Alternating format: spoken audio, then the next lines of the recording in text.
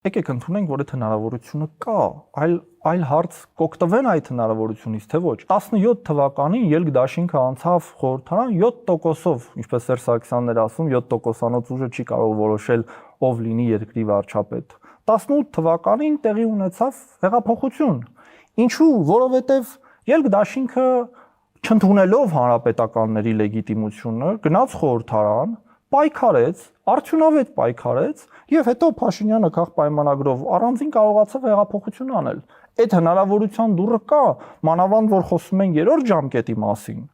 Կօգտվի ընդդիմությունը այդ հնարավորությունից, կախված է նրանից դասեր քաղել է այն բոլոր վիճահարույց քայլերից, որ իրենք արեցին, թե ոչ, որովհետև հեղափոխությանը միացան երկրի տարբեր շերտեր, տարբեր գործիչներ, ոչ մեկին չասվեց, որ գիտես ինչ, դու այլ հայացքներ ունես, արի դու մեր հետ պայքարի մի մասնակցի, բոլորը մասնակցեցին եւ 80% այսպես մեծամասնություն ձևավորվեց, որ կողմ էր այդ փոփոխությանը։ Հնարավոր չի հասարակության մի շերտ ինտեգրելով մեծ արդյունքի հասնել։ Իսկ ցավոք սրտի մեր հիմնական լոկոմոտիվ ընդդիմությունը հասարակության այն շերտին փորձեց ինտեգրել, որը ի սկզբանե դեմ էր հեղափոխությանը։ Շատ լավ,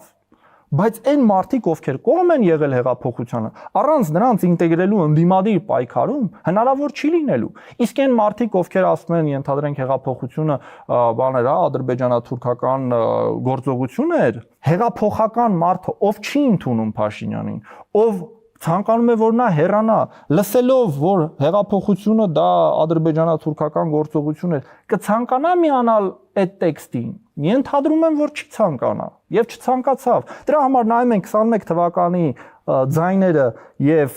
այս ընտրությունների ձայները տեսնում ենք որ պարզապես տարբեր ուժերի միջև նույն ընդդիմադիր ձայնը կիսվել է։ Հավելյալ ընդդիմադիր սեգմենտ չի ավելացել։ Ինձ համար գիտեք ցավալի շատ բաներ կան։ Ինձ շատ ճանաչելի մարդիկ ընտրել են քաղ պայմանագրին, որ երբեք չեն ընտրել առ այս պահը։ Այլ ընտրանք չեն տեսել։ Ցավոք սրտի նախկինում ընտրում էին, ասենք, Լուսավոր Հայաստանին, որովհետև տեսնում էին ռեսուրս, որ կարող են անցնել։ Հիմա չեն ընտրել Լուսավոր Հայաստանին, որովհետև անցնելու ռեսուրս չեն տեսել, բայց անցնողների մեջ էլ չեն տեսել այնպիսի մի ուժ, որ կընտրեին։